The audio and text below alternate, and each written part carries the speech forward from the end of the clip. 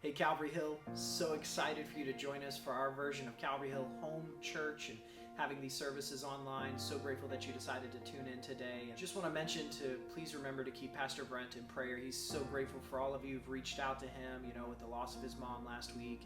And he's still spending some time with the family, making sure that everything is okay down in Georgia. And so please just to keep them in mind and in prayer as well. We're taking a break from Pastor Brent's series, and just today I want to ask you a simple question. It should be a simple question. My question is this: what do you want? And that's a question I think, depending on where we are in life, is constantly changing. Right? When you were a kid, that question being posed to you might give you all sorts of responses. Right? Maybe you have a dream car that you're just like, I want this car. One day I'm going to own it and I can't wait to drive it. Right? Or maybe you are so committed and are convinced that you're going to be a rock star or the next great actor or actress of our day. And you're so committed to one day being there and you can't wait until you accomplish that goal. And we can get so excited about thinking about the things that we want. And some of us, we're thinking, I just want to be rich. I don't even care how I get the money. All I want is to be rich, right? And again, as we grow older, our answers to that question might change drastically. Maybe we even got some of those things and we were so excited to receive them. Like my daughter, Addie, is 5 years old right now, and she's convinced that she's a princess. What she wants is to have a prince walk through the door and to rescue her and to save her from the dragon. And I tell her often, I'm like, Addie, I just want you to know, if a prince does walk through that door, I will be the dragon that makes sure that she stays locked in the tallest tower. No prince will be getting to her anytime soon. So she and I both have very different wants, and currently that's what they are, and maybe one day they'll change. But right now I think we're going to stick with it. It makes me think a lot about how we will never really get what we want until you discover what you really value. Try that again. So it makes me think about how you will never really get what you want until you discover what you really value. You see, the reality is we can talk about all of these different wants, and again, maybe you've even received some of those wants and you realized they didn't actually fill that void that you were looking for. Maybe you got that dream job or you got that dream car and you're driving it and you just realized, man, this just isn't really hitting home with me right now. And I think the problem can often be it's because we haven't discovered what you really value. It's a question that I think we need to be asking ourselves. And I'll be a little honest with you guys about one of my wants. Several weeks ago, my wife and I, we were walking through Target, and I don't know if you guys are aware, there's a TV series called The Mandalorian. Many people who know me well know that I am a little bit of a Star Wars buff. Some would call it a nerd. I love The Mandalorian, love watching Star Wars, and one of the things that they had that I was really interested in is they have this helmet of one of the characters, and his name is Boba Fett, which means nothing to some of you. That's fine. But I looked at this helmet, I thought, oh man, this is neat, and then I saw the price tag, and it said $150. I immediately walked away because I thought, well, I'm not spending $150 on a piece of plastic. I mean, it's just not worth that much to me. And so I walked away from that, didn't care too much, and seen it online a couple of times, didn't think about it, and then all of a sudden I got an email saying, hey, an item you recently viewed is now on sale. I mean, that piqued my interest. So I'm looking at it and I'm like, wait a second, that's the very helmet I was just looking at. And now it's on sale at Target for $75. And I thought, how can I pass that up? That's half the price, right? And then I saw, oh, if you use your Target Red card, you can get it for $5 off. And I thought, this is great, less than half the price. I'll definitely have to pick it up, right? So I went to Amanda and I explained to her how this would just be such a worthy investment for us to make, and I'm telling her about how the kids would just love it. I mean, I'm just slathering it on as thick as I can of how great this is. She's looking at me like, I think I've lost my husband. And she's like, hey, you know what? Your birthday is coming up. If this is really something you want, obviously, I had no choice. So I decided to go get the helmet. And so I was so excited about the fact that I got this helmet and I was able to bring it home. And man, I was pumped, right? I'm showing it to the kids and I'm not letting them touch it because I know that Eli's going to break it. And I was so excited about it, obviously thinking that it's the coolest thing in the world for a day or two. And then it hit me. About 2 days later, I'm looking at this thing and I'm thinking, did I really just pay $70 for this piece of plastic? You see, the problem is I thought it was something that I really wanted. But I realized it's not something that I truly valued. So again, we think that the thing we want is that house, that perfect house, or that perfect car, that perfect job, and then we get those things, and we realize maybe that's not really what I wanted. You see, the thing is, what we naturally want is often in conflict with what we ultimately want.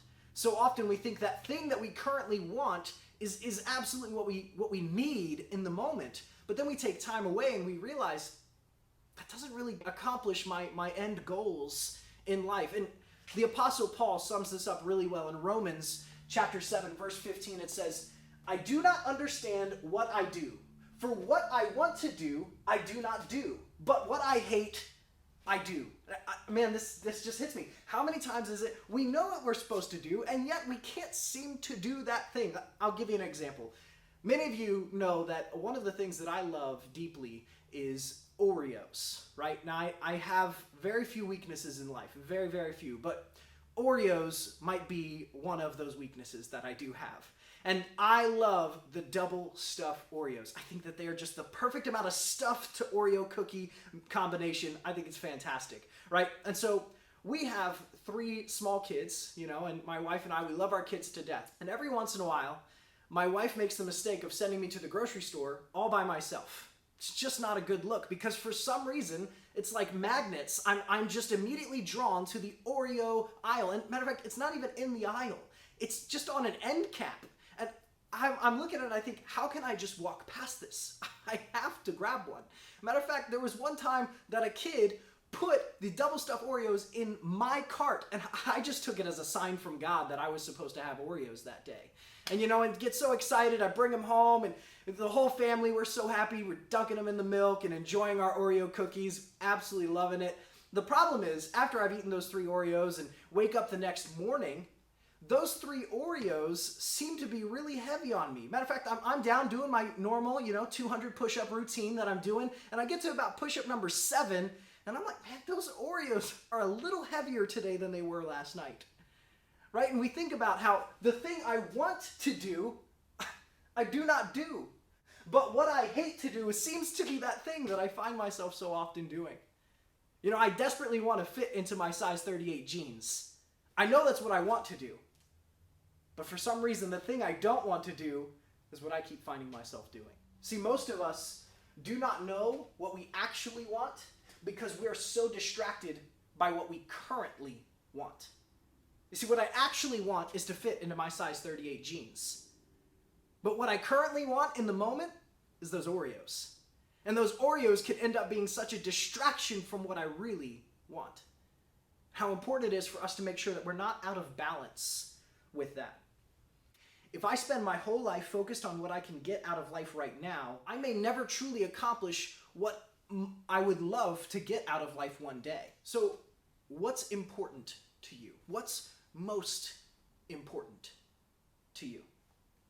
You see, for Amanda and I, we look forward to the day where our kids are excited about being with us even though they don't have to. Right? One day, not anytime soon, they're going to get their license, they're going to get jobs, they're going to go to college, they're going to accomplish things with their lives, they're going to move away. And we're so excited for those moments, but what we're so excited for is parenting in such a way that our kids look forward to coming back and spending time with us. But what that means is there are certain things that we have to say no to now, certain wants that we have to say no to now, so that one day our kids will look forward to spending time with us, even when they don't have to. You see, when you discover what you really want, you're going to be less prone to settle for what you merely want in the moment. Today I want us to talk for a few moments about a man named King Saul. And just to set the backstory a little bit, Saul lived around the same time the Israelites are getting out of Egypt, and trying to figure out where they're going in life. See, the Israelites had a real problem. They wanted a king to rule over them. They were looking forward to having somebody to just be in charge. They didn't want just God to be the one in charge anymore. They wanted a person, somebody that they could see. And so God explained to them, hey, if you want a king, there's some stipulations that are going to come with it because we are just imperfect people. And God explained that to them. They didn't seem to care at all. Matter of fact, in 1 Samuel chapter 8, verses 19 and 20, let's look at what it says. It says, but the people refused to listen to Samuel. No, they said, we want a king over us. They were looking forward to having a king over them. In verse 20, it goes on, and it says, then we will be like all the other nations, with a king to lead us and to go out before us and fight our battles. Look at this. They were looking forward because everybody else had a king, right? We want to be like all the other nations. Everybody else has a king. Why shouldn't we too? This, I think, is one of the best arguments for just because everyone else does it doesn't mean it's a good thing to do. So Saul was the first king to be chosen over all of Israel. And everyone, they were so excited. They loved having a king. This was a person that could give them speeches, somebody that they could look up to, and somebody that would go out and fight battles with them and for them. And they were so excited to be able to pay taxes. I mean, they were just looking forward to having a king, finally. So while Saul was king, he made several mistakes along the way. Matter of fact, in 1 Samuel 13, it talks about how he was supposed to be waiting for Samuel, the prophet, to come and make an offering. And he got tired of waiting. He just decided, I'm going to do it myself. I'm the king. And later in 1 Samuel 15, Saul decided to take King Agag over the Amalekites, decided to take him prisoner instead of doing what God told him to do. He was more concerned about looking good. Man, how great is it? He has a king in his basement. He had a king in his dungeon. They were so excited to be able to say that. And God is looking at them saying, that's not what I told you to do. You see, he wanted that badge of honor. He was more concerned about what he currently wanted than what he was about what he truly wanted, which was to honor God. And the problem that King Saul kept facing is his current wants became more important than his future wants. What is real, his true wants were. So today I want to take a few moments and look at a series of glaring mistakes that we see King Saul made. And King Saul had made some poor choices as he was leading up to this moment. He's at this place where he's about to go and fight another battle. And he was concerned because he's waiting to hear from God and he hadn't yet heard from him. And in 1 Samuel chapter 28, starting with verse 3, it says this, now Samuel was dead. Remember, Samuel, he was the prophet at that time. He was kind of, the voice of God, if you will, for a lot of these people. And so Samuel had just died at this point, and all Israel had mourned for him and buried him in his own town of Ramah. Saul had expelled the medium and spiritists from the land. He had already kicked all the mediums and spiritists. These are the people who would use witchcraft and crystal balls and things like this to communicate with the dead and stuff. And so he had gotten rid of all those people, which is one of those things God wanted him to do. In verse 4 going on, it says, the Philistines assembled and came and set up camp at Shunem, while Saul gathered all Israel and set up camp at Gilboa. And verse 5, when Saul saw the Philistine army, he was afraid. Terror filled his heart. Now that's a tough moment. How many of us have done some rough things when we were afraid? Here, Saul is already not in a good place because he's afraid of the battle he's about to go into. In verse 6, he inquired of the Lord, but the Lord did not answer him by dreams or Urim or prophets. And so here, he's getting a little panicky, right? Not only is he afraid, and now God's not responding, so he starts to make some poor choices. In verse 7, it goes on. It says, Saul then said to his attendants, find me a woman who is a medium. Those are the very people he just kicked out. And now he's asking to find one of them, so I may go and inquire of her. There is one in Endor, they said. And so at this point, Saul is so desperate to find out what he needs to do, he's willing to go to the very people he just kicked out. It's not a good look for him, and he's starting to get a little bit nervous. In verse 8, it goes on, and so Saul disguised himself, putting on other clothes, and at night he and 2 men went to the woman. Consult a spirit for me, he said, and bring up for me the one I name. So he goes to her and he asks her to pull a person up, right? In verse 9, but the woman said to him, surely you know what Saul has done. He has cut off the mediums and spiritists from the land. Why have you set a trap for my life to bring about my death? I mean, she is giving him everything, saying, hey, listen, King Saul is out there, and if he finds out that you even came and talked to me about this, I'm dead. She doesn't even realize that she's talking to Saul at this point. I mean, I look at this and I think this is just another warning sign popping up right here. Stop, turn around, go back. Saul kind of just completely ignores it, right? We see it goes on in verse 10. It says, Saul swore to her by the Lord, as surely as the Lord lives, you will not be punished for this. And then in verse 11 it says, then the woman asked, whom shall I bring up for you? Bring up Samuel, he said. Of all the people he could have brought up, he brings up the very guy who keeps telling him, you've made mistake after mistake after mistake. And here he is in the middle of another mistake. And he says, hey, bring up Samuel. In verse 12, when the woman saw Samuel, she cried out at the top of her voice and said to Saul, why have you deceived me? You are Saul. So now he's found out. She realizes who she's dealing with, and she's convinced this is it. I'm going to die. Right? And Saul, he goes on and he's convincing her, hey, listen, you're not going to die. You're going to be okay. I just need to speak to Samuel. And so in verse 15, it says, Samuel said to Saul, why have you disturbed me by bringing me up? And it goes on, I am in great distress, Saul said. Right? Remember, he is in terrified mode right now. He's in panic mode. So he says, I'm in great distress. The Philistines are fighting against me, and God has departed from me. He no longer answers me in either by prophets or by dreams. So I have called on you to tell me what to do. He's like, look, I don't know where else to turn. I'm trying to find out how I win this battle. Saul has constantly made mistake after mistake after mistake, and he's not learning because he's so concerned about what he currently wants. In verse 16, Samuel said, why do you consult me now that the Lord has departed from you and become your enemy? Here he's saying, you missed your chance.